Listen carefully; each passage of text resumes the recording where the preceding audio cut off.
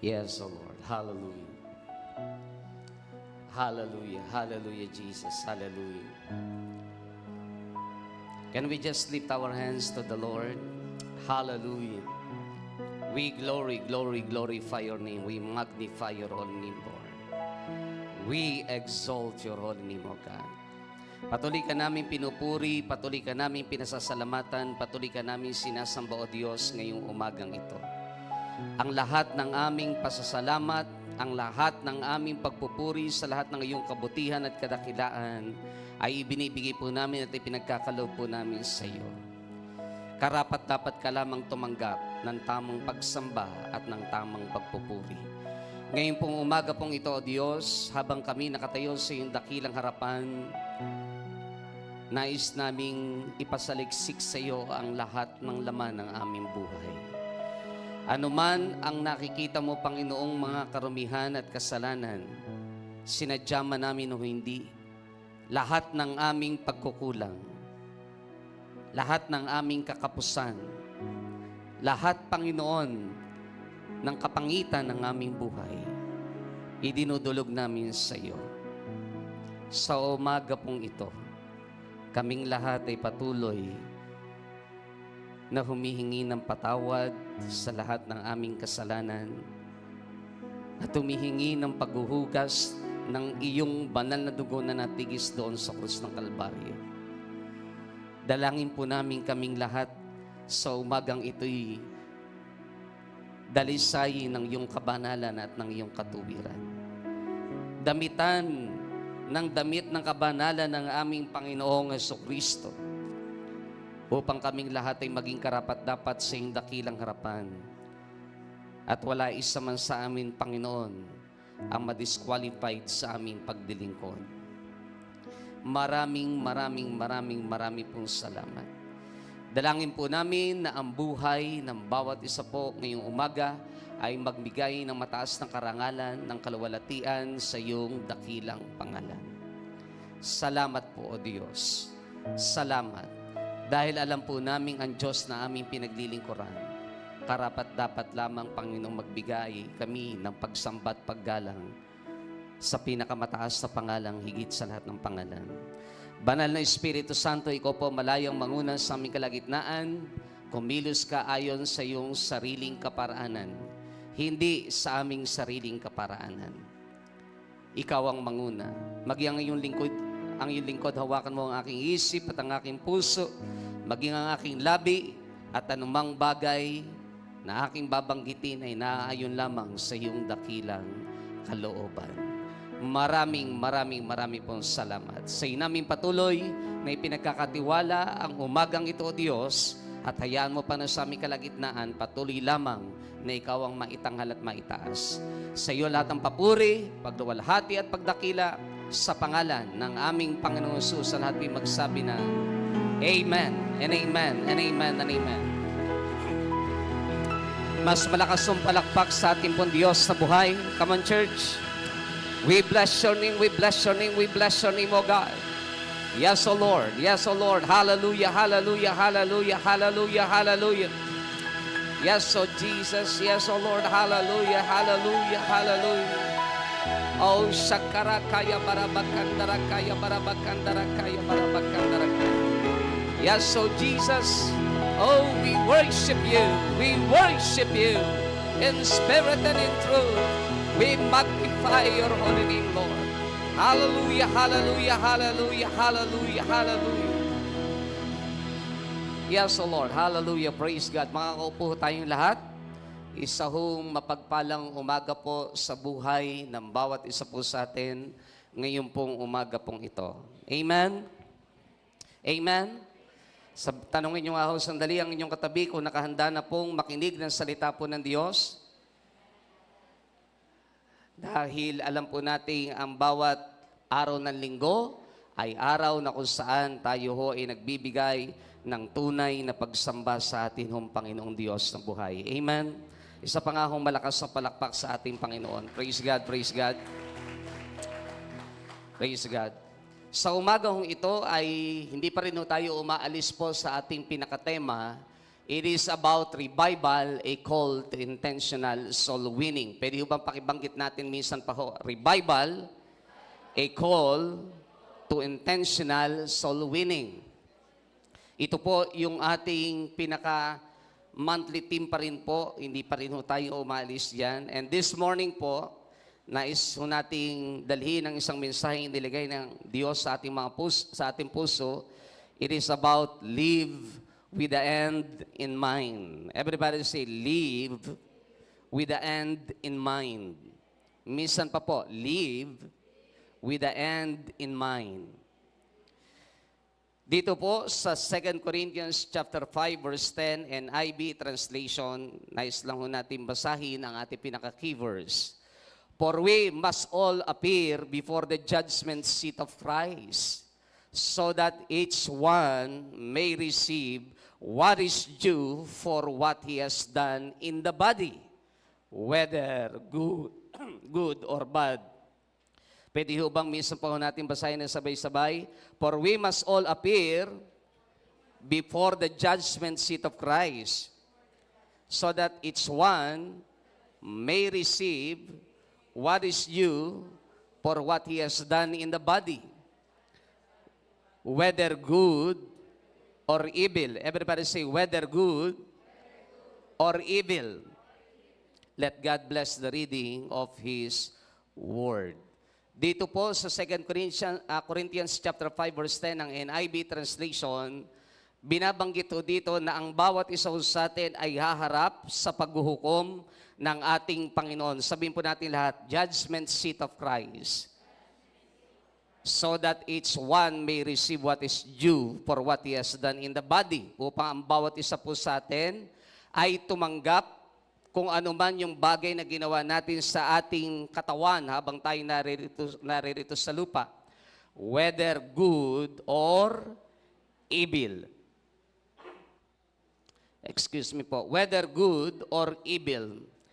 Yung salitang judgment seat, diyan po sa 2 Corinthians chapter 5 verse 10, sa Greek word ang tawag po ay bima, or yung tinatawag natin the bima judgment. Sa ibang translation ho ay pinopronounce po nila sa Greek word ang bima na ito na bima. Vema, parang may Y, which means raised platform. Raised platform. Ibig sabihin, pag sinabing raised platform, ito'y tinatawag na reviewing stand. Everybody say, reviewing stand. Where the judges of a contest or race decide which rewards to give to each contestant or runner. So, reviewing stand dito ng mga judges sa isang contest, sa isang palaro o sa isang paligsahan kung saan nagbibigay ng tinatawag na rewards sa bawat contestant or bawat runner. Kapag pinag-aralan po natin ang banal na kasulatan, dito sa tinatawag na Bema Judgment, dito uupo ang ating Panginoong Jesucristo pagdating ng tinatawag na Judgment Seat of Christ after the rapture of the church. After the rapture of the church, our Lord Jesus Christ, lagi nating naririnig sa ating spiritual director, meron tinatawag na tatlong aspeto ang rapture of the church kapag ikaw ay nasa langit na, two aspects or two, yung tinatawag na division ng mangyayari sa langit habang dito sa lupa ay same. Kung sa langit, after the rapture of the church, ay may tinatawag na the Bema Judgment or yung tinatawag na rewarding.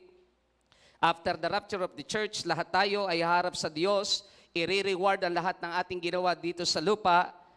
Ito ay for the believers, not for the non-believers. So hindi pinag-uusapan dito ang salvation, lahat tayo ligtas pag ikinakasama sa rapture of the church. Pero ang pag-uusapan dito, ano yung ginawa mo dito sa lupa. So may rewarding, and the second part ay yung tinatawag nating the marriage supper of the Lamb. Habang dito naman sa lupa, the first 3.5 years, alam natin, lagi nating naririnig, ay magkakaroon ng tinatawag na panahon ng paghahari ng Antikristo, the first part and the second part. The first part is the preparation of the Antichrist. So medyo may konti pang kabaitan, pero ang sabi ng maraming Bible scholar, matindi na ang first 3.5 years. Yung paghihirap na pwede natin nararanasan ngayon sa first 3.5 years pa lang ay hindi na natin po pwedeng aasamin pang maranasan. Sapagkat sa panahon ng Antikristo, pag naiwan ka, ay daig mo pa ang nasa panahon ng Third World War. Why? Sapagkat mas matindi ang tinatawag na paghihimagsik ng Antikristo, lalo na pagtuntong ng another second 3.5 years. So, itong tinatawag na Bema Judgment, lahat tayo ay haharap sa harapan at sa hukuman ng Diyos. Doon sa John chapter 3 verse 3, babalikan lang natin ng kaunti para makuha niyo po ang mensaheng ito.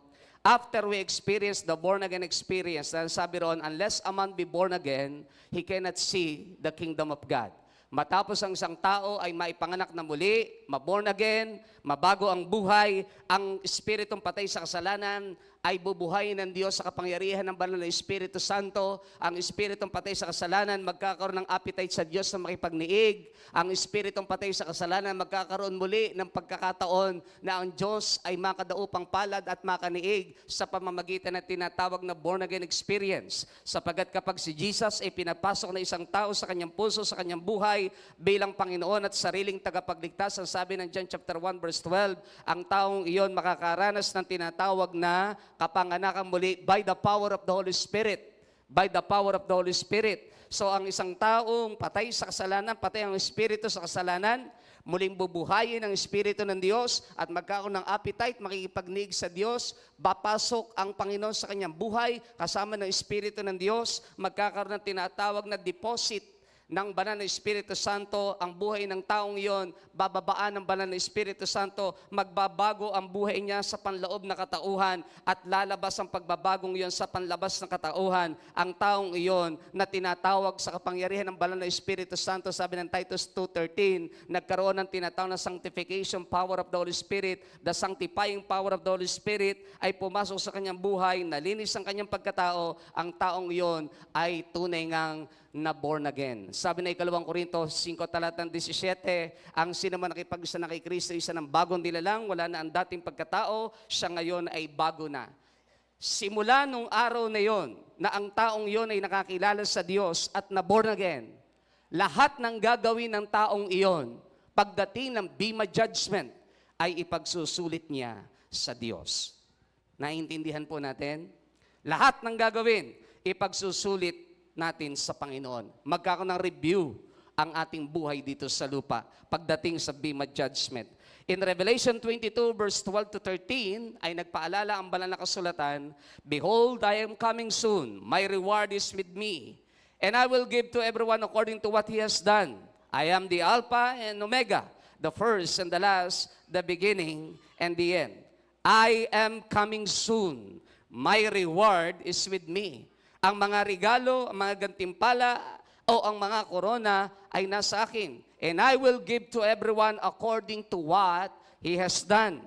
Ibibigay ko ti pagkakaloob ko sa bawat isa, ayon sa kanyang ginawa, ang nararapat na kaukulang regalo o reward, o yung kaukulang korona, ibibigay ko sa kanya, sapagkat siya ay may ginawa, nagtagumpay sa lupa, dahil siya ay tunay na born again, tunay na nakakilala sa Diyos, naglingkod ng totohanan na may katapatan, so merong reward ang Diyos. Sabi ng 1 Corinthians 3:10 to 15, ng NIV translation, by the grace of God, or by the grace God has given me, sabi ni Paul, I laid a foundation as a wise builder, and someone else is building on it, but each one should build with care. Listen carefully. Sabi ni Paul, by the grace God has given me, I laid a foundation as a wise builder.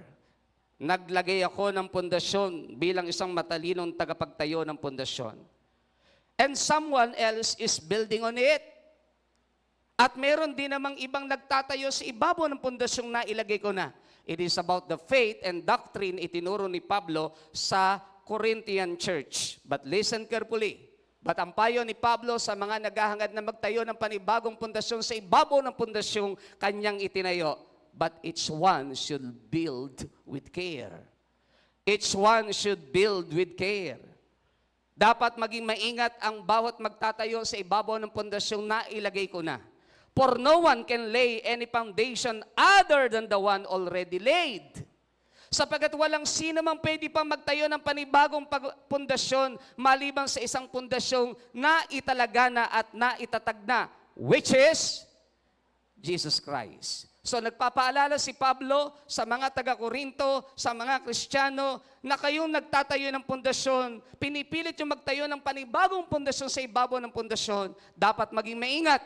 Sapagkat wala ng pundasyong pwede pang itayo maliban sa pundasyong nailagay ko na. Makinig po tayong mabuti sapagkat napakahalaga ng topic natin dahil ang ating pinakatema, it is about live with the end in mind. Dapat maintindihan natin habang tayo nabubuhay dito sa lupang ito, sa mundong ito, ang iisipan natin ay naroroon sa eternity. Naalala po natin ang binanggit na aklat ng Corinthians 3. Pinapaalalahanan tayo, set your mind on things above, not on things on earth. Because ang sabi ng Philippians 1 verse 20, our citizenship is in heaven. Tayo pong naririto sa lupa ay pang samantala lamang. Hindi ho tayo dito pang matagalan.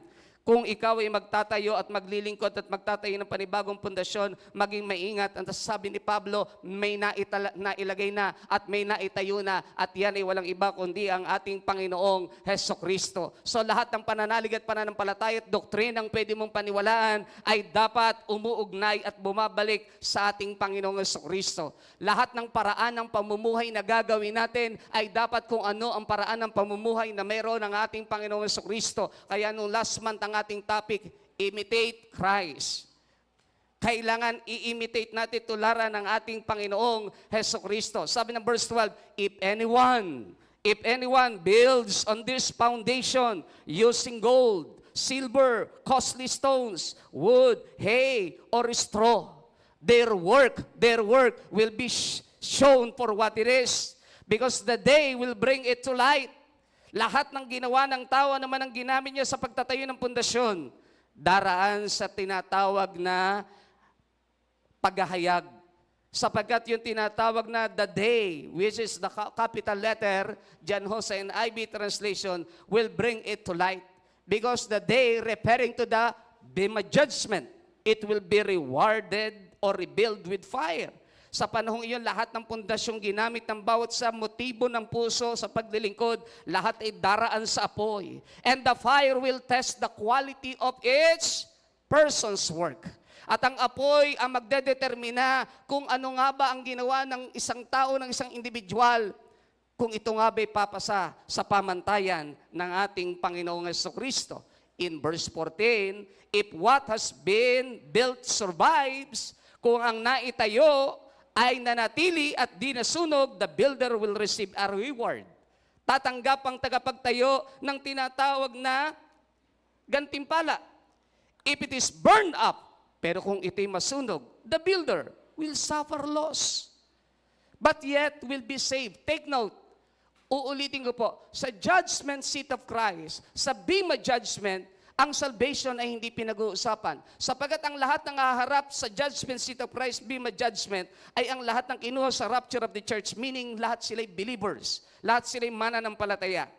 At kapag ang bawat mananampalataya, ang kanyang ginawa'y pinaraan sa apoy at nasunog, listen carefully, the builder will suffer loss, but yet will be saved. Pero ligtas, but will suffer loss. Why? Even though only as one escaping through the flames. Na parang ang naging dating ay nakatagpos lang, nakaraan lang sa apoy. Pero lahat ng ginawa ay nabaliwala. Kung ikay nabuhay ng 80 years, 100 years, lahat ng ginawa mo sa lupa ay nabaliwala. Sapagat mali pala ang paraan ng paglilingkod na ginawa po natin. Makinig po tayong mabuti dahil mamaya makiintindihan natin ang mga mensaheng ito sa ating tinatawag na pag-aaral. Mababaliwala ang lahat. Pastor, ano naman sa akin? Ang mahalaga naman sa akin, pumasok ng langit. Ang mahalaga naman sa akin ay maligtas. Yun naman talaga ang mahalaga sa akin. Madalas kong sabihin ko, ang pinakamahalaga lang sa atin ay maligtas. It is better for you to go to heaven today. Ngayon mismo. Kung yun lang ang iyong purpose in life, laliman natin ang ating buhay Kristiyano, laliman natin ang ating buhay pananampalataya, baliwala ko ang hangad lang natin, pumasok ng langit at yun lang pala ang gusto natin. Sa isang hindi mananampalataya, iyon ang pinakamahalaga. Sa isang mananampalataya, iba na ho ang pinag-uusapan. Makinig po tayong mabuti. Sa banal na kasulatan, kapag pinag-aralan po natin, there are 7 crowns na pwedeng tanggapin ng isang mananampalataya pagharap niya sa tinatawag na judgment seat of Christ or sa Bema judgment. Number 1, it is about the crown of life. Listen carefully. Ano ang tinatawag na the crown of life? Ang sabi ng James chapter 1 verse 12 NIV translation, blessed is the one who perseveres under trial, because having stood the test, that person will receive the crown of life. Everybody say, crown of life. That the Lord has promised to those who love Him. Pag pinag-aralan natin ang crown of life, ay ibibigay ng Diyos at ibinibigay po ng Panginoon to those who love Him. Sa mga totoong nagmamahal sa Kanya. Listen carefully, baliktarin natin yung talata. Ba't sinasabing to those who love Him? Kasi pag tutukan nagmamahal sa Diyos, anumang pagsubok ang pwede mong maranasan, anumang pagsubok ang pwedeng dumating sa buhay mo, tatayo ka pa rin ng matatag at babangon ka pa rin. Mahal mo ang Diyos Palakpakan po natin ang Panginoon. Dahil mahal mo ang Diyos. So all believers have eternal life, church. But not all believers will be rewarded by the crown of life. All believers have eternal life, but not all believers will be rewarded by the crown of life. Lahat tayo may buhay na walang hanggan, pero hindi ho lahat tatanggap ng crown of life. Hindi lahat. Sabi ng Revelation 2 verse 10 ng NIV translation, do not be afraid of what you are about to suffer. I tell you, the devil will put some of you in prison to test you, and you will suffer persecution for 10 days. Be faithful even to the point of death. Everybody say, be faithful. Even to the point of death. And I will give you life as your victor's crown. As your victor's crown. I will give you life as your victor's crown. Ang sarap po kapag tayo ay dumaan sa matitinding pagsubok ng buhay, after na subukin tayo, nakatayo pa rin tayo, it is because we love God. Magtatanggap tayo ng korona ng buhay, the crown of life. Uulitin ko po, lahat tayo ay may buhay na walang hanggan. John 3:16, pangako po ng Diyos yan. 1 John 5, verse 10, 11, 12, and even 13, pangako ng Diyos, may buhay po tayo. Lahat po tayo tatanggap ng eternal life. But church, hindi lahat ay tatanggap ng crown of life. Yung mga Kristiyano madaling bumigay sa pagsubok, you are not qualified for this. Yung mga umaayaw kapag dumaraan sa maraming problema, hindi ho kayo qualified for the crown of life. Ang qualified ho rito, yung dumadaan sa mga pagsubok at problema dahil mahal ang Diyos, bumabangon at lumalaban. Amen? Palakpakan po natin ang Lord. Hindi ho ba natatandaan niyo po yung song na yon? You are the love of my life. You are the hope that I cling to. You mean more than this world to... Ano yung sumunod? I wouldn't trade you. Ang ganda ho nung part na yan. Pwede ho bang ulitin niyo po yan? I wouldn't trade you. I wouldn't for... Kumusta ho kayo kapag kulang na ng pananalapi? Nagmamahal pa rin ho ba tayo? Pakitanong nyo nga ho ang katabi mo, kapatid, pag wala ka na bang pera, nagmamahal ka pa rin? Sa tanggapin ho natin sa hindi pinaka-aburidong buhay kapag wala kang pera. Marami kang gustong gawin, hindi mo magawa. But the question is this, nagmamahal ka pa rin ba pag wala ka ng pera? Mga nanay ng tahanan, kapag wala ng pera, kumusta po kayo? ang mga kalalakihang kabataang may girlfriend, boyfriend tuloy masasabi ko eh. Kumusta naman kayo pag kayo wala ng pera? Aburido buhay? Ba't naman kasi nag-girlfriend kung di naman kaya pang magbigay ng bulaklak at bumili ng regalo? Pwede naman kasi iusog-usog ng kaunti ang panahon. Kaya aburido ang buhay. Pag wala ng pera, ang daming challenges. Minsan kahit nga po yung mga going sa engagement, pinagtatalunan yan. Malungkot isipin sapagkat iyan ang isang katotohanan. Sa mundong ito, mabibilang mo sa daliri ang departamento ng gobyernong hindi corrupt. Sorry ho, kahit akin naka-live. And that's the reality. The love of money is the root of all evil. 1 Thessalonians chapter 6, verse 10. Kaya tama ho yung Hebrews 13, verse 5 eh. Ang kino-quote lang kasi natin, letter B. I will never leave you nor forsake you. Pero yung letter A, be content for what you have. Makontento ka sa anumang bagay na meron ka. Actually, sa Tagalog, ang ginamit po ay ganito. Huwag kayong magmukhang salapi. It is about money. Kaya nga ho, pag inaawit ho natin yung pangako mo sa akin, hindi ako iiwan sa bawat. In the first place, hindi ho ginagamit po yan para sa. Ibig sabihin, ang original context ay hindi po ginagamit para lang pupunta ako ng ibang bansa, kailangan ko ang kasama ang Lord, o whatsoever. The original context of the text, that I will never leave you nor forsake you, ng Hebrews 13, verse 5, it is about money. But kung gusto niyo pong gamitin ang about journey, use Joshua chapter 1, verse 5, and Deuteronomy chapter 31, verse 6. But ang Hebrews 13, verse 5, it is about money. Andyan pa ho ba tayo? Gusto niyo ho ng crown of life? Fight a good fight of faith? Bangon kahit po walang pera. Ang awit natin nung araw napakaligaya at kahanga-hanga sa ating pangmasid. Ang nagkakaisa at laging sama-sama, kahit walang pera, hindi ho ba? Kahit may problema, sige nga ho, awitin nyo nga ho yung part na yon. Ulitin natin. Kahit may problema, pakikausap nyo pagkatabi nyo. Yan.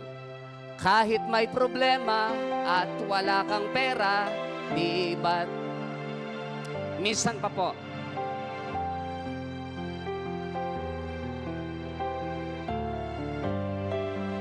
Tingin kayo sandali kay Pastor Michael. Alam niyo ba kung ba't minsan talagang tinatanggalan tayo ng Diyos ng pera sa bulsa? Ako naniniwala sa dalawang bagay. Una, gusto ng Diyos, stay focused. Pangalawa, minsan mas mainam din maramdaman na walang-wala ka, na tanging Diyos lang ang meron ka. Yung kasi pinakamasarap sa buhay. Amen? Pagka naramdaman yung pinakamahalaga pa rin ng Diyos, yun na po ang the best place kung saan kayo naroroon. You will receive the crown of life. Isa pa akong palakpak sa Diyos. Pangalawa po, the imperishable crown. 1 Corinthians 9:24-27, do you not know that in a race all the runners run, but only one gets the prize? Run in such a way as to get the prize. Everyone who competes in the games goes into strict training. Everyone who competes in the games goes into strict training. Masyadong stricto ang training niya kapag nakikipagkompetensya sa labanan. They do it to get a crown that will not last. Pero ginagawa nila yon para makakuha ng isang koronang hindi naman magtatagal. Pero lahat ginagawa, lahat ng practice, exercise, lahat ginagawa. Tumatkoy kay runner, sa track and field, tumatakbo ka pa ng kay layo-layo. They do it to get a crown that will not last. But we do it to get a crown that will last forever. Kaya live with the end in mind. Sapagkat ang hinahabol natin, koronang hindi ho kayang sirain ng mundong ating ginagalawan. Koronang hindi po pwedeng bawiin ng sino man. Koronang kung sa'yo nakalaan, tiyak sa'yo lang mapupunta. Ang mundong ito, ang daming inaabot. Ang daming gustong marating, pero lahat ay pauwi sa kawalan. But thanks be to God, kung tayo nabubuhay, we'll live with the end of mind. Kung tayo nabubuhay sa eternity, ang isipan natin nakapako sa eternity, ang tingin natin sa mundong ito, sekundaryo na lang na buhay natin. Ang mundong ito, pera, salapi, kaibigan, lahat ng bagay, secondary na lang. Dahil ang pinakamahalagahong bahagi ng ating buhay, marating natin ang finish line at makareceive tayo ng imperishable crown. Sabi ni Paul in verse 26, therefore I do not run like someone running aimlessly. Tatanungin ko kayo ngayong umagang ito, bakit ho kayo nagpapatuloy? Nagpapatuloy ba kayo ng may kawalan? Yung bang pananampalataya nyo hungkag, empty, kaya tayo nagpapatuloy? That is a big no amen. Sabi ni Paul, I do not fight like a boxer beating the air. Alam ni Pablo ba't siya nagpapatuloy sa pananampalataya? Alam ni Pablo ba't siya matapang sa pananampalataya? Hindi ako kagaya ng isang boksingero sumusuntok sa hangin. No! I strike a blow to my body and make it my slave so that after I have preached to others, I myself will not be disqualified for the prize. Ang imperishable crowns ay para sa runner's crown. Para po ito sa mga taong kayang limutin ang kanilang sarili. Kayang i-train ang kanilang sarili. Kayang supilin ang kanilang sarili. Ang imperishable crown ay para sa mga Kristiyanong patay sa kanilang sarili. Sabi ni Paul, I strike a blow to my body. Ang aking hinahagupit, ang aking sinusuntok, ang aking binibigyan ng tinatawag na pasakit ay ang aking katawan at ginagawa kong alipin upang nang sa gayon matapos akong mangaral sa iba, hindi naman ako ma-disqualified sa prize na gusto niyang marating, sa koronang gusto niyang makuha. My beloved brothers and sisters, ang korona ng imperishable crown ay ibinibigay sa mga Kristiyanong kayang supilin ang kanilang sarili. I remember 1 Peter chapter 1 verse 7, if I'm not mistaken, for God did not give us a spirit of fear or timidity, but a spirit of love, power, and a sound mind. Sa ibang translation, and a self-control. So, ang imperishable crown ay para sa mga taong patay sa kanilang sarili. Kaya nabubuhay na lamang sa kanilang paglilingkod sa Diyos, sa kanilang pananampalataya. Doon na lang tayo nakapokus. Kaya ho, yung tribute ng song natin ng To God Be the Glory, ano ho ang last part? Lagi ho natin inaawit yun kasi dapat maintindihan natin eh. Akala ho natin minsan madali lang yung mga lyrics ng isang songs na inaawit natin na pagsamba. Pero alam niyo po, pagka naipamuhay natin, you will receive an imperishable crown. Diba?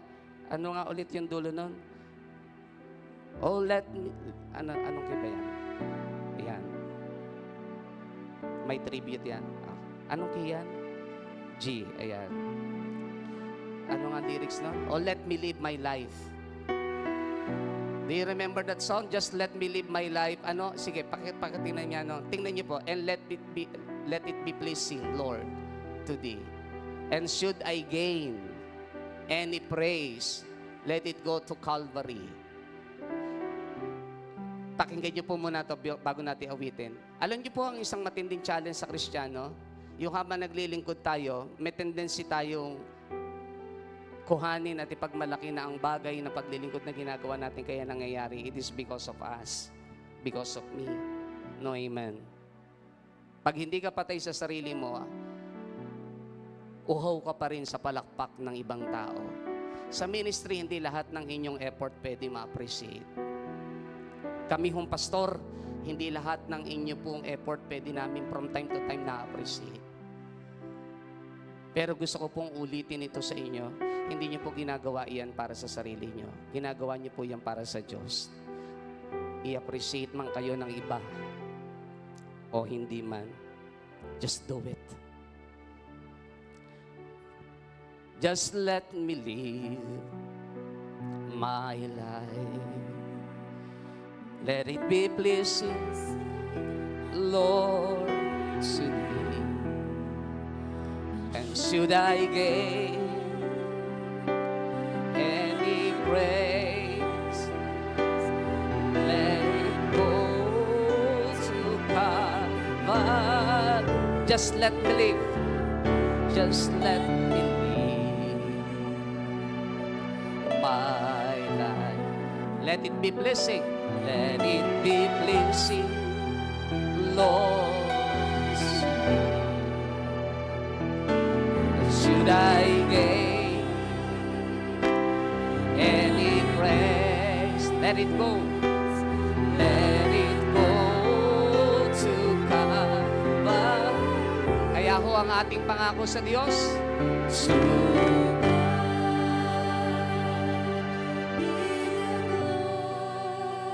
na-imagine niyo ba nung pinuputulan ng ulo si St. Paul ni Emperor Nero ng Roman Empire?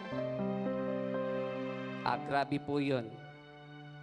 Sabi ni Paul, gusto ko makuha yung imperishable crown. Si Pablo po ang specific na nagsabing gusto kong makuha ang imperishable crown. Kayo ho ba, tatanungin ko kayo ngayong umagang ito, gusto niyo ho bang makuha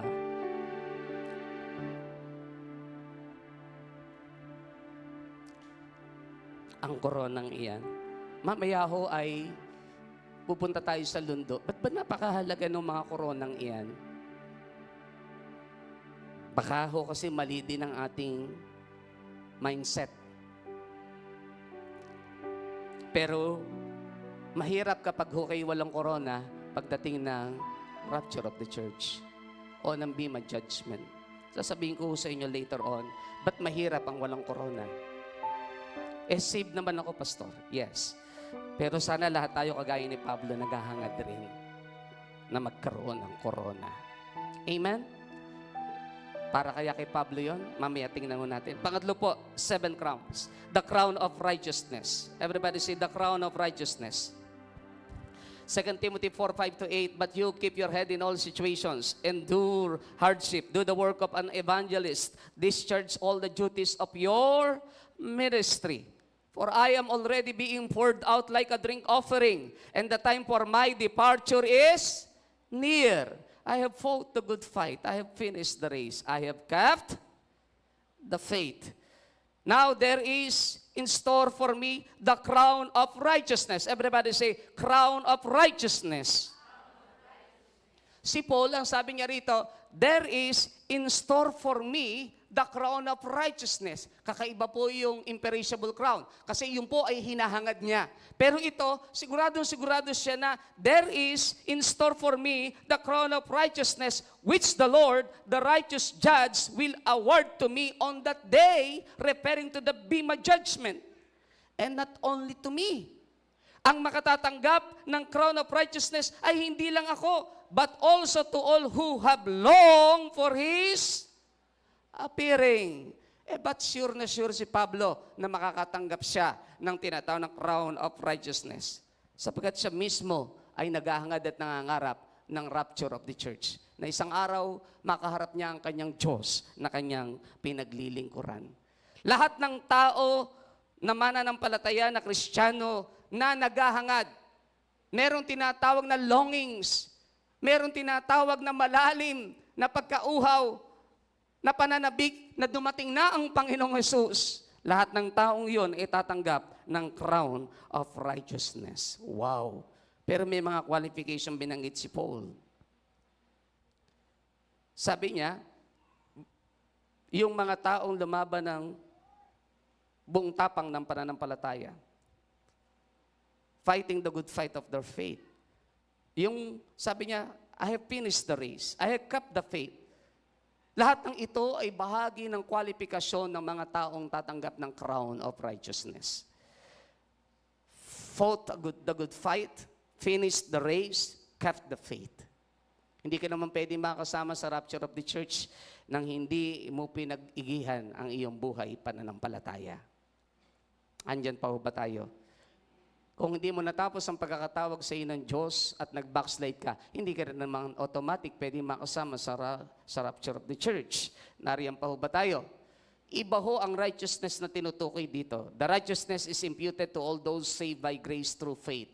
Lahat ng Kristiyano, matapos tanggapin si Jesus as Lord and personal Savior ng kanilang buhay, tumanggap ng tinatawag na imputed righteousness. Ibig sabihin, ang kabanalan at katwiran ng Panginoon Jesus ay ibinigay sa atin upang tayo makasalanan na pinatawad niya sa kasalanan at tinubos ang kanyang banal na dugo.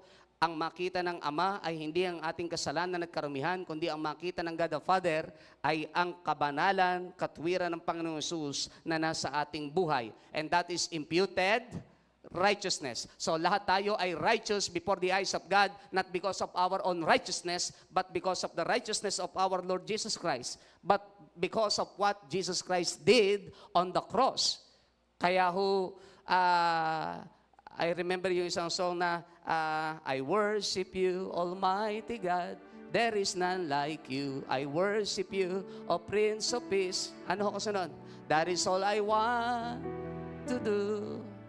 I give you praise. Lord, you are mine. So, ang katwiran nating meron tayo ay hindi atin. Sabi mo sa katabi mo, hindi ka matuwid dahil sa iyong katwiran. Matuwid ka dahil sa katwiran mismo ng ating Panginoong Jesus. So ano yung crown of righteousness? Righteousness, the crown of righteousness is a reward. Reward po ito to be earned by the saved.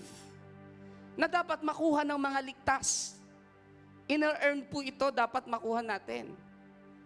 Hindi ko maligtas ka, meron kang crown of righteousness. No, amen. Magkaiba po yun. So ang crown of righteousness ay ang mga taong nananabik sa pagdating ng Panginoong Jesus. Iyon ang qualification. Lumaban ng buong tapang ng pananampalataya. Tinapos ang takbuhin nila. Hindi sumuko.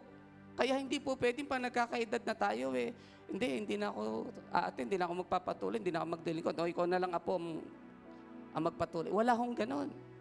Hanggang sa tayo kuhanin ng Diyos, iingatan natin ang pananampalataya natin until the rapture of the church. And you will receive the crown of righteousness. Amen? Palakpakan natin ang Lord. Pangapat po, the 7 crowns. The crown of glory. Ano ho ang crown of glory?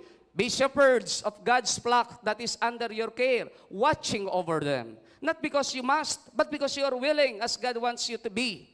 Not pursuing dishonest gain, but eager to serve. Eager to serve. Not lording it over those entrusted to you, but being examples to the flock.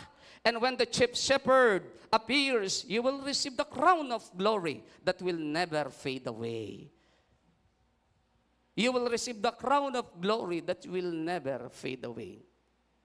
Ang crown of glory ay para ho sa mga faithful shepherds ng mga mananampalataya. Mga matatapat na mga nagpapastol ng tupa ng Diyos. Mga matatapat na life group leader na pinapastolan ng kanilang maliit na kawan. Matatapat na mga extension coordinators na pinapastolan ng kanilang maliliit na kawan. Matatapat na mga lingkod ng Diyos na mga pastor na pinapastolan ng kanilang mga kawan. Ito po ay para ho sa mga lingkod ng Diyos na pinapangalagaan ng may katapatan ang church na ipinagkatiwala sa kanila. But listen carefully. Bawat isa sa atin ay pwede rin hong maging recipient ng tinatawag na the crown of glory. Sa paanong parang pastor? Listen carefully. Sabi ho ng Matthew 10:41 ng New King James Version, he who receives a prophet in the name of a prophet shall receive a prophet's reward. And he who receives a righteous man in the name of a righteous man shall receive a righteous man's reward. Tayo ho, pwede tayo makatanggap ng crown of glory kapag tayo ay naging shoulder to shoulder partner ng lingkod ng Diyos, ng pastor ng Panginoon, ng sino mang nagtuturo sa ubasan ng Panginoon. Kapag tayo ay faithful supporters, kaya akala ho nung iba, hindi ho mahalaga sa loob ng ministeryo ang pagkakaroon ng faithful supporters ng mga lingkod ng Diyos. Even in the Bible, even si Jesus, kapag pinag-aralan nyo, ang mga kababaihang nakapaligid sa Kanya ay hindi ho mahihirap na kababaihan. Mga taong willing na maglaan ng oras at panahon para suportahan ang ministeryo, pinansyal ng ating Panginoon. My beloved brothers and sisters, ang crown of glory ay pwede rin magkaroon ng bawat isa kapag tayo ay naging matapat na kaakibat ng lingkod ng Diyos sa loob ng ministeryo. Kaya ho ang isang lingkod ng Diyos, isang pastor, kagaya din ho namin, bakit ang prinsipyo namin lagi ay, I am not beholden to anyone. I love my God, I love the GIL ministry, and I love Brother Eddie and his family, na kapag tama ka, magsasama tayo, pag mali ka, maghihiwalay tayo. Because kailangan ko maging matapat sa lingkod ng Diyos sa tinawag sa loob ng ministeryo ng GIL Church. Because I am a pastor of the GIL Church. Kung ang lingkod ng Diyos, ang iyong kakalabanin, tiyak number 1 si Pastor Michael ang kalaban mo, kahit tanggalin mo sa posisyon si Pastor Michael. Why? Because I have to be faithful to the man of God inside the ministry. That is our calling, that is our duty, the call of duty of every pastors under the JIL Church ministry. At wala hong po pwedeng kumalaban sa prinsipyong yan. Dahil ang pinakamasarap ay maging matapat sa tinawag ng Diyos sa loob ng ministeryo. At ang protocol at flow ng authority the same hanggang sa pinakalaylayan ng iglesyang ito. And this is the principles of God's word. He who receives a prophet in the name of a prophet shall receive a prophet's reward. And he who receives a righteous man in the name of a righteous man shall receive a righteous man's reward. Ganyan ho katapat ang Diyos. Kaya ho yung iba, hindi nila alam, matapat lang ako sumusuporta sa pastor ko, sa lingkod. Spiritually, in prayer, financially, hindi alam ng iba, hindi sila nakapaglilingkod. Akala ko ng iba, hindi sila nakakapaglingkod. Gusto ko po sabihin, maging sa ating live, dahil may mga kapatiran tayo na nasa ibang bansa, hindi nila alam in one way or another, they are qualified for the crown of glory. Pinakamasarap magtanim sa dalawang matabang lupa, sa ministeryo at sa lingkod ng Diyos. Always remember that. Hindi ho dahil ako ang pastor kaya ako nagtuturo. I have to be faithful to the Word of God. Pangapat, o panlima, the overcomer's crown. Para ho kanino? Revelation 3:11, I am coming soon. Hold on to what you have so that no one will take your crown. Hold on to what you have. Everybody say, hold on to what you have. So that no one will take your crown. Because the overcomer is promised, it is a promised crown. Sa bawat isang nananatiling matapat, steadfast, holding on dun sa mga bagay na pinagkatiwala ng Diyos sa kanila. Listen carefully. Ang bagay na pinagkatiwala ng Diyos kay Esau ay napunta kay Jacob. Ang bagay na pinagkatiwala ng Diyos kay Judas ay napunta kay Matias. Church, bawat isa sa atin ay may calling. Bawat isa sa atin ay pinagkatiwala ang Lord. Sana lang hindi mapunta sa iba. Hold on to what you have. Kung ano ang meron ka ngayon, pag-igihin mo, yakapin mo, payabungin mo. Gusto ko pong sabihin sa inyo, hindi kalugihan ng paglilingkod sa Diyos. Hold on to what you have. And this is about the overcomer's crown. Mga Kristiyano, hindi kagad marunong sumuko. Alam niyo ho, bagamat mamaya example ko si Esteban, pero dito ho, gusto ko siya ipasok overcomer's reward. Why?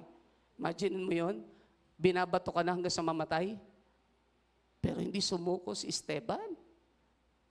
Yung death sa kanya ay parang bahagi lang ng buhay Kristiyanong pananampalataya. Dahil siya ay nakatuon, ang kanyang isipan ay nabubuhay doon sa eternity. Kaya baliwala sa kanyang patayin niyo ako, kay Jesus ako, I don't care. Ang sarap ho nun. Hold on to what you have. Ang pinakamahirap yung isang hakbang na lang, matatapos ka na pala sa takbuhin mo, umayaw ka pa't sumuko ka na. Kaya madalas ko sabihin, in the dictionary of discipleship, you will not find the word quit, not even the word give up. Kung ikaw ay totoong disipulo ng Diyos, hindi ka sumusuko sa lahat ng laban ng buhay. At lalo kang tumatatag at humahawak sa mga bagay na pinagkatiwala sa iyo ng Lord. Amen? Accountable ho tayo dyan eh. Tinawag ka, pastor, worship leader, manunugtog o whatsoever, ano man ang iyong gift, accountable ka dyan, kapatid. Kung ikaw ay tinawag sa financial ministry, sa health ministry, accountable ka dyan, kapatid. Hindi lahat ay meron yan. Kung ikaw ay tinawag as a encourager o anumang bahagi ng buhay mo, ang pagkakatawag ninyo sa buhay mo, kung ikaw ay tinawag na matapat na mananalangin, do it for God. Hold on to what you have. I pray na sa umaga pong ito, anuman ang pinagkatiwala ng Diyos sa bawat isa sa atin, ay mapangalagaan natin at matapos natin hanggang sa huling yugto ng ating buhay. I-cherish so natin ang meron tayo. Amen? Amen?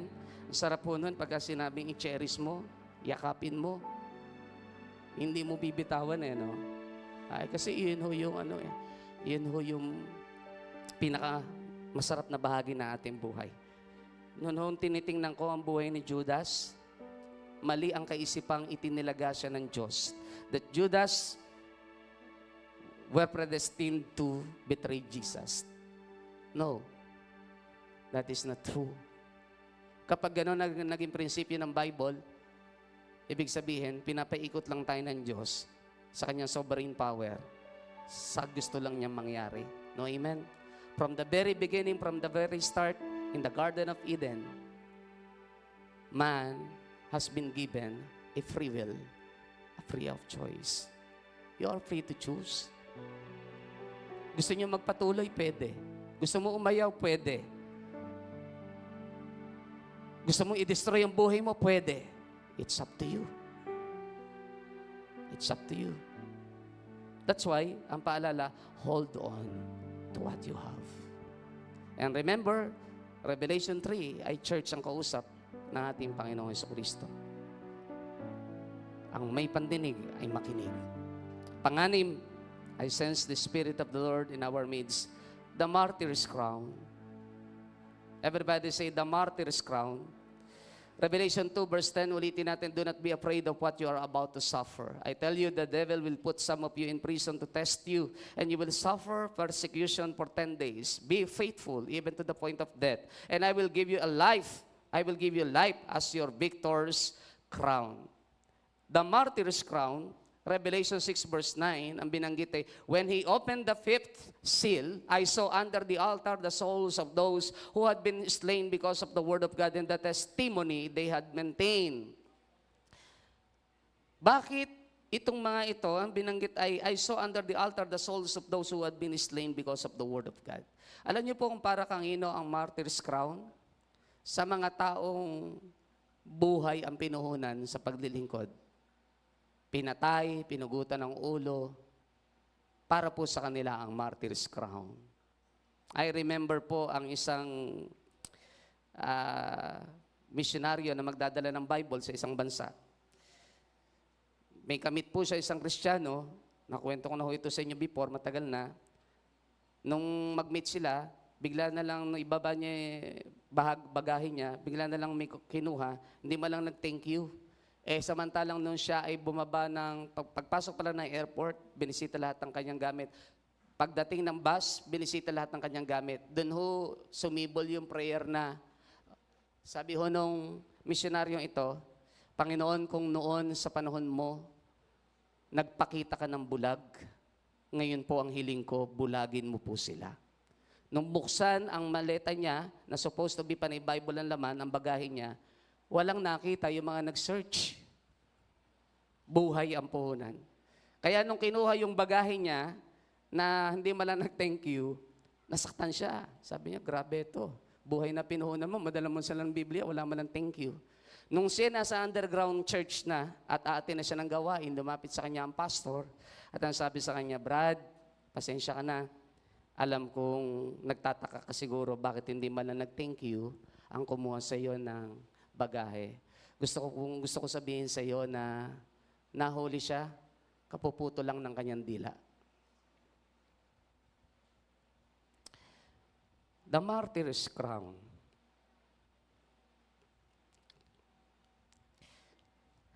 Masaya tayo kasi nasa Pilipinas tayo, maluwag. Nasa Bulacan-Bulacan tayo, wala tayong ganun challenge. Kaya nga minsan ang faith natin, bantilawan eh. Yung paraan ng paglilingkod, yung oras, panahon, parang baliwala lang sa atin. Sa kanila, mahalaga.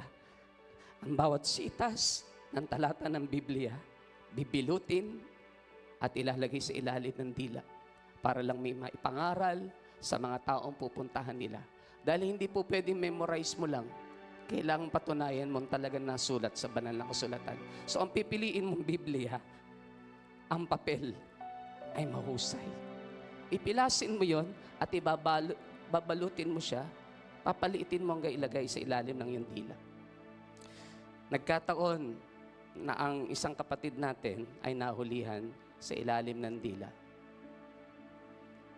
My beloved brothers and sisters, so much blessed so tayo. Ala tayo sa bansang mahirap makinig ng salita ng Diyos. Mahirap pumalakpak. Pero sana, kung may mas maigting na paglilingkod at mas marudop na paglilingkod, dapat tayo yun. Kasi malaya tayo magagawa ang lahat. Pwedeng mangaral kahit saan lugar. Pwedeng pumunta kahit saan lugar. Dapat tayo yun. Kasi tayo ang malaya. Nakaka-challenge sa buhay Kristiyano. Dahil minsan di natin naiintindihan ang hirap ng ibang kapatid natin sa ibang lugar at sa ibang bansa. Dahil ang alam lang natin, mabuhay na para hubang baliwala lang sa atin ang eternity.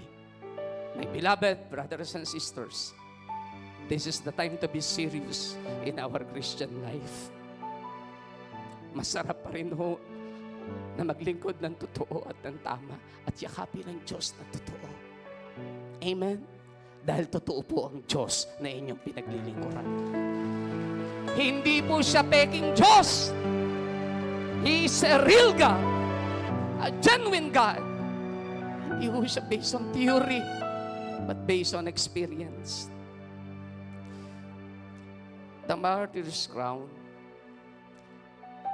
And last but not the least, it is about the crown of rejoicing. Everybody say, crown of rejoicing. 1 Thessalonians 2:19-20 ng NIV translation, for what is our hope, our joy, or the crown in which we will glory in the presence of our Lord Jesus when He comes? Is it not you? Indeed, you are our glory and joy. Ang sabi ni Paul. For what is our hope? Ano ba pag-asa namin? What is our joy? Ano ba ang kagalakan namin?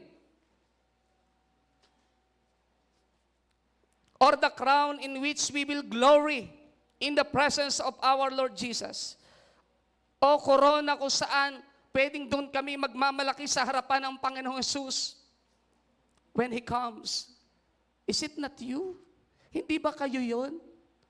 Kayo mga kumilala, nanampalataya at nakakilala, you are our glory and joy. Kayo ang putong at kagalakan ng aming buhay paglilingkod.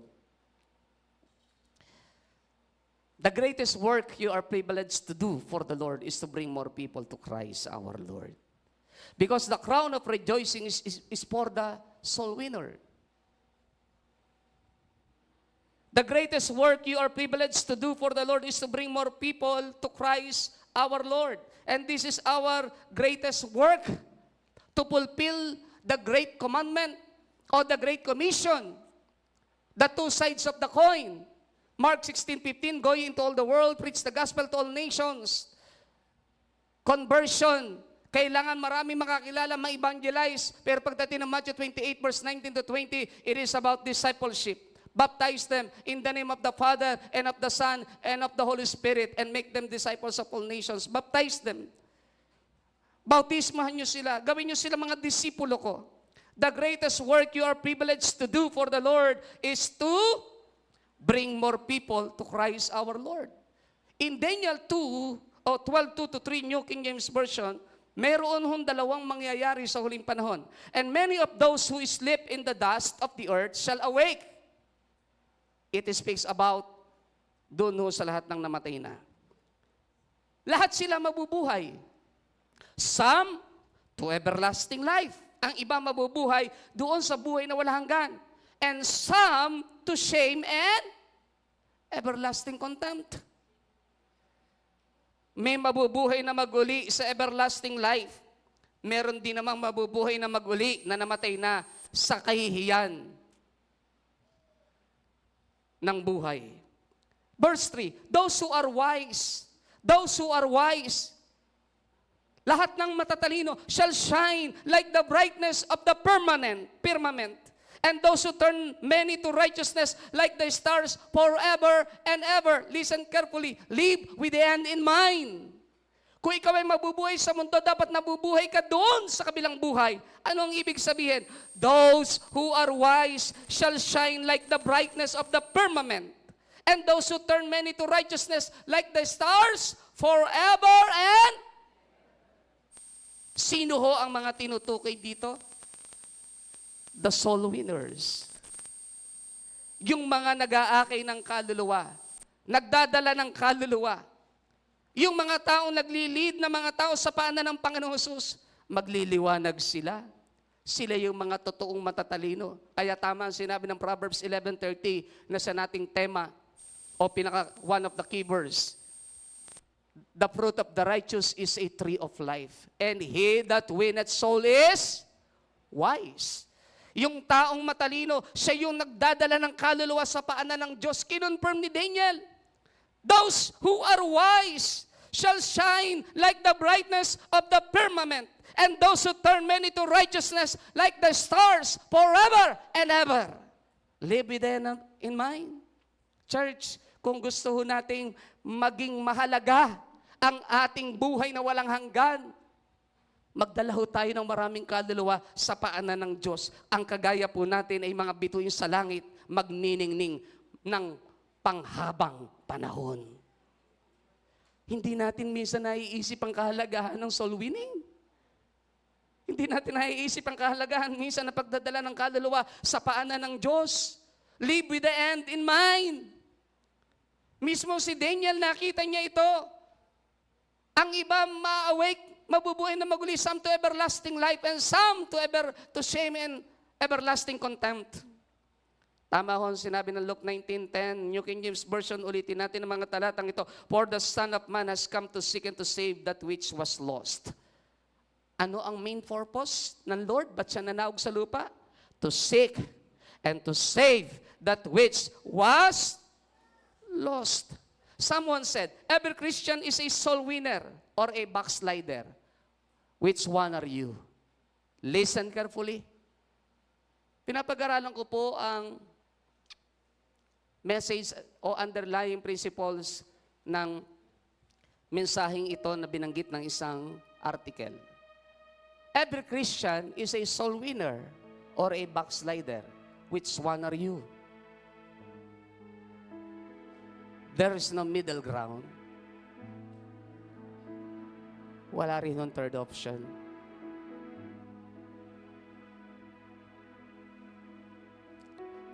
Father, I pray, ma-realize ng bawat isa po sa amin kung gaano kahalaga ang pagdadala ng kaluluwa sa iyong paanan.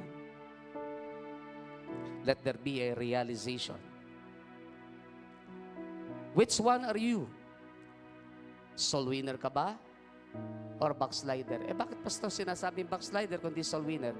Because that is our calling individually as a whole as a church. Bawat isa sa atin ay tinawag ng Diyos na magdala ng kaluluwa. At yun lang din ang dahilan kung ba't siya nanaog sa lupa para iligtas ang mga nawawala at napapahamak. Kaya ang tanong lang kung ikaw ay followers ni Jesus, dapat soul winner ka. Kung hindi ka soul winner, ang sabi ng article na ito, you are a backslider. A-agree ho ako dyan. You know why? Sapagat pag nawala sa puso natin ang lalim ng kahulugan, ng kahalagahan ng eternity, malungkot dahil lahat tayo mamamatay. Ngayon, the question is this. Ba't pa, Pastor, kailangan ko pa magkaroon ng corona? Ba't kailangan pa ako maghangad ng corona? Pwede namang hindi na. Ang mahalaga sa akin, pumasok ng langit. Malaking kahihiyan ho sa atin pag tayo pumasok ng langit na wala tayong makukuhang corona. You know why? Listen carefully, and I end. Revelation chapter 4, verse 10 to 11, and New King James Version. The 24 elders fall down before him that sat on the throne and worship him that liveth forever and ever, and cast their crowns before the throne, saying, Thou art worthy, O Lord, to receive glory and honor and power. For thou hast created all things, and for thy pleasure they are and were created.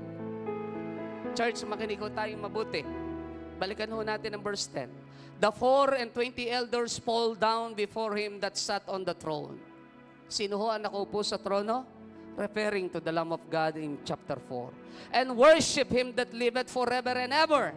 Sino ang nabubuhay magpakilan-kailan paman? Walang iba kundi ang unang nabuhay ang ating Panginoon Kristo. And take note, and cast their crowns. Sabi ng ilang Bible scholar, hindi naman ibig sabihin ng cast ay walang respeto. Kung hindi nila kayang tagalan, that even mag-cherubim sa harap ng Lamb of God, ay obligadong takpan ng kanilang buong mukha sapagkat hindi nila kayang tagalan. So, ang 24 elders ay they cast their crowns sa harapan ng trono ng Lamb of God. At ano ho ang sabi nila sa verse 11?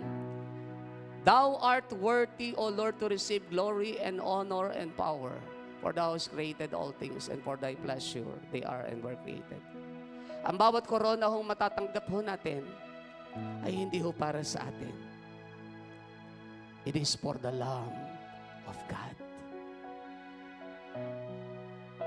He is worthy to receive glory, honor, and power. Church, listen carefully.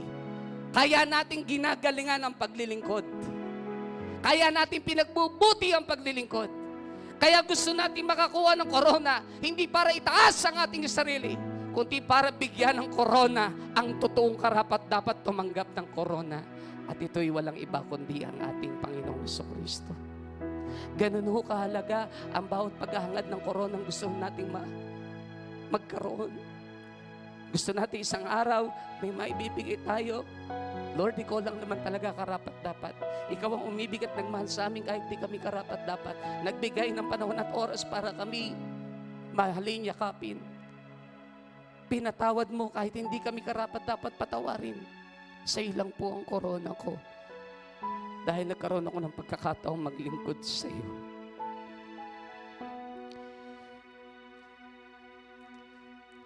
All glory to your name. Do you remember that song? All honor to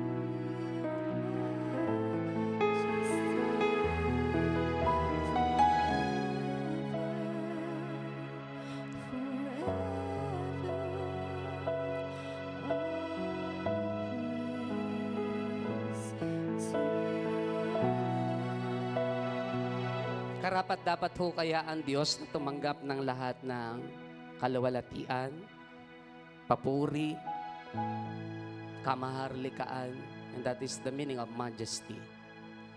Kadakilaan o kamaharlikaan sa ibang salin ng Tagalog. Karapat dapat nga kaya ang Diyos na tumanggap? What do you think, church? Live with the end in mind. Kung karapat dapat ho siya, pagbubutihin natin ang paglilingkod. Gagalingan natin ang paglilingkod. Starting today ho, gusto ko pong maging lingwahe ng GIL Bulacan-Bulacan. Every time na tayo may gagawing paglilingkod, pwede ho bang ang lingwahe natin ay simple lang? Galingan mo, kapatid. Serbaan, pag tutugtog ka, gagalingan mong mabuti. Krisha, pag magpapaawit ka, gagalingan mong mabuti. Charles, pag magpapaawit ka, galingan mong mabuti. Maya, pag magpapaawit ka, galingan mong mabuti. Lahat ng gagawin natin, tutugtog man tayo magpapaawit, gagalingan nating mabuti. Maglilingkod man tayo sa samba, gagalingan natin. Sapagat iyon ang Diyos na mamimit mo in eternity. Magaling na Diyos. Magaling na Diyos.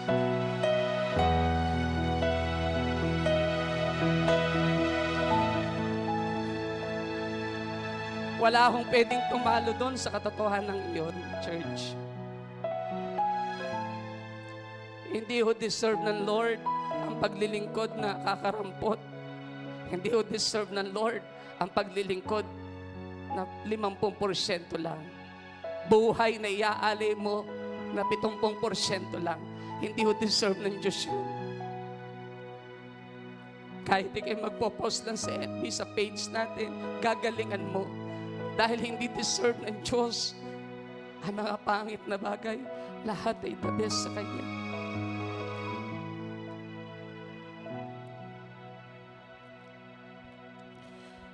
All glory to your name. Oh, your deserve mo, O Diyos, ang lahat ng kaluwalhatian, lahat ng kagalingan, lahat ng kainaman, ang pinaka-the best. Deserve mo, Panginoon, lahat ng papuri.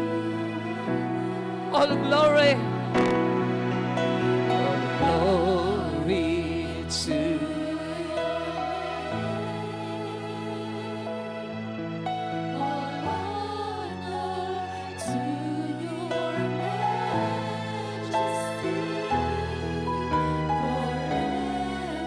Church, this morning,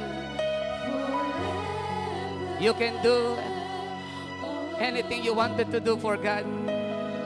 You are allowed to do anything you wanted to do. You can sit, you can rise, you can stand. It's up to you. You can raise your hands. You can say your praises to the Lord. Utter your voices of adoration. He is worthy for everything. He is worthy. He is worthy.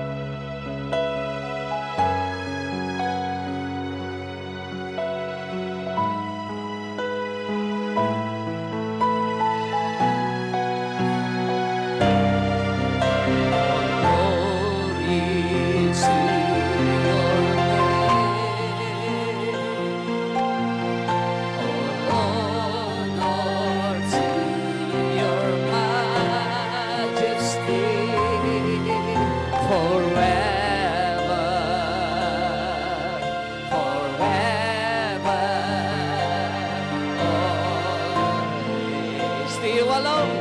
To you all glory. All glory to your name. All honor to your majesty. Forever, forever, all praise to you alone. All praise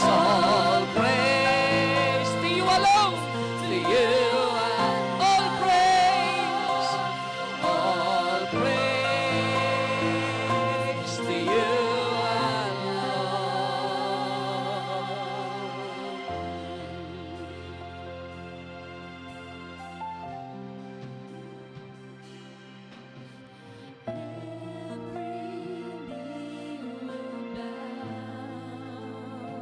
Oh, shakara, shakara. Every tongue confess That Jesus Christ is Lord, Lord. Every knee will bow. Every knee will bow. Every tongue confess Jesus Christ is Lord, Lord and King. Just lift up your hands, church.